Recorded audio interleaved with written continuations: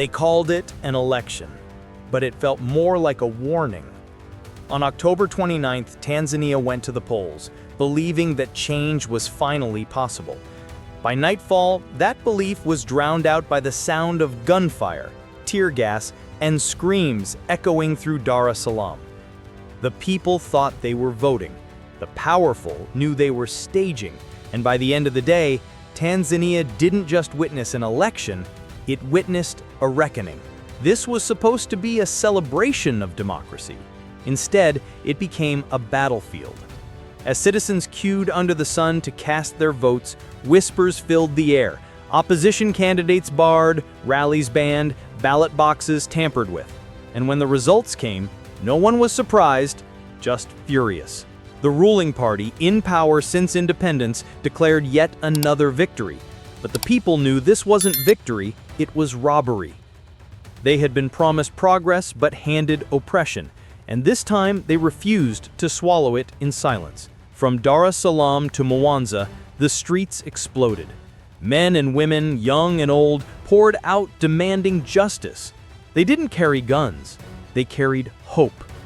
But the response they got wasn't justice, it was violence. Gunshots cracked in the distance. Tear gas filled the air. Protesters ran through the chaos, clutching each other, coughing, crying, screaming for help. By nightfall, soldiers had taken control of the streets.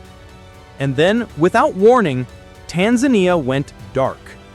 The internet was cut. Social media vanished. The government said it was to stop fake news. But everyone knew the truth. It was to stop the world from seeing what was really happening. In the silence that followed, the only thing louder than the gunfire was fear. Families couldn't reach loved ones. Journalists disappeared. Videos leaked from secret corners of the city, grainy clips of soldiers beating civilians, of blood staining the pavement, of a nation collapsing into silence. And through it all, the world watched quietly, pretending not to notice. Because for them, Tanzania is just another country in Africa, another protest, another news headline that fades by morning. But for the people living it, this isn't politics, it's survival. Every generation in Africa is told the same lie, that change takes time. But time means nothing when the system never changes.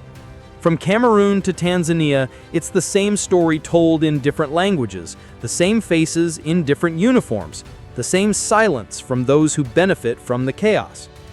In Cameroon, they said the protests were isolated. In Tanzania, they say the same.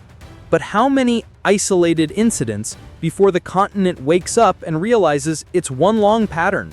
The same script, recycled over and over, with new names, but the same ending. They've perfected the art of control. First, they ban the opposition. Then they cut the internet.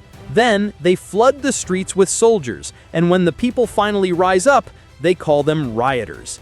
It's a movie Africa's people have been forced to watch for decades.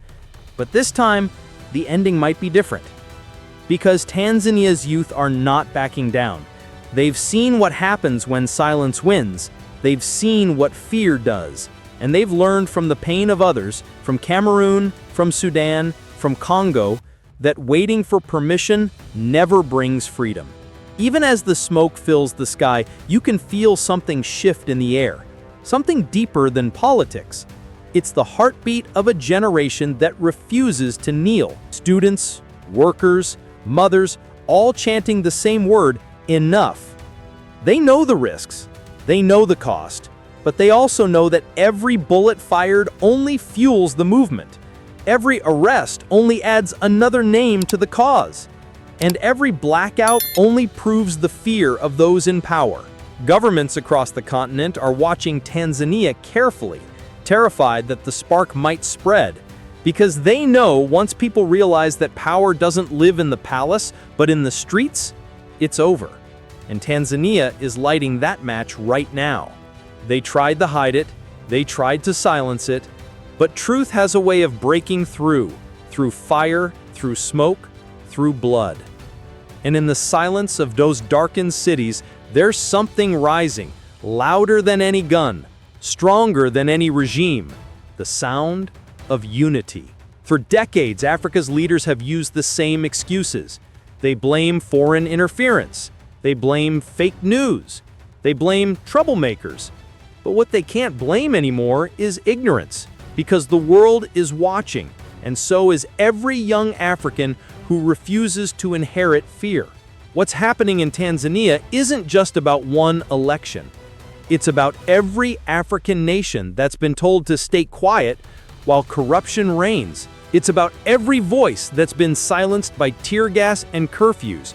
It's about every country where truth is treated like treason. History will remember this moment, not for who won the election, but for who stood up when it mattered. Because courage isn't born in peace, it's born in chaos. And right now, Tanzania is standing on the edge of history, daring to prove that silence can't last forever. The government can shut down the internet. They can arrest protesters. They can flood the streets with soldiers. But they can't shut down the truth. They can't arrest an idea. And they can't kill the future. Tanzania is burning, not with fire, but with awakening. The same awakening that once shook Cameroon, that spread through Sudan, that terrified those who rule through fear. You can hear it in the chants. You can see it in the faces of those standing in the smoke. It's not just rebellion, it's rebirth. And just maybe, this time, the story ends differently. Maybe this time, the people win. Because for the first time in decades, Africa's youth aren't asking for permission. They're demanding change, and they're ready to fight for it. When the dust settles and the curfew lifts, the government might claim victory, but the real victory will belong to those who refused to be silent, those who faced soldiers with nothing but courage, those who believed that their country could be more than a headline. Because no matter how hard they try to bury the truth, truth always finds light. And from the ashes of fear, a new Africa is rising, one that will no longer be ruled by silence but by strength, one that will no longer wait for the world's permission to exist freely, and one that will forever remember this night, the night Tanzania stood up and refused to bow. When the smoke clears and the headlines fade, Tanzania will not be the same. The government may declare victory, the soldiers may retreat, and the streets may fall silent for a while. But silence does not mean surrender, because beneath the quiet, something irreversible has begun. The people have seen what power looks like when it's afraid.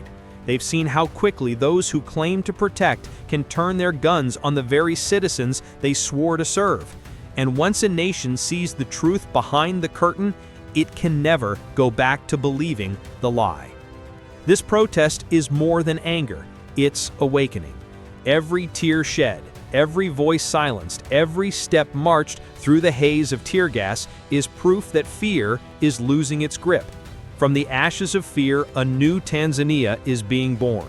One that questions, one that resists, one that refuses to be told that democracy is a privilege instead of a right. They can block the internet, but they can't block awareness. They can silence journalists, but they can't silence memory. And they can imprison protesters, but they can't imprison an idea whose time has come.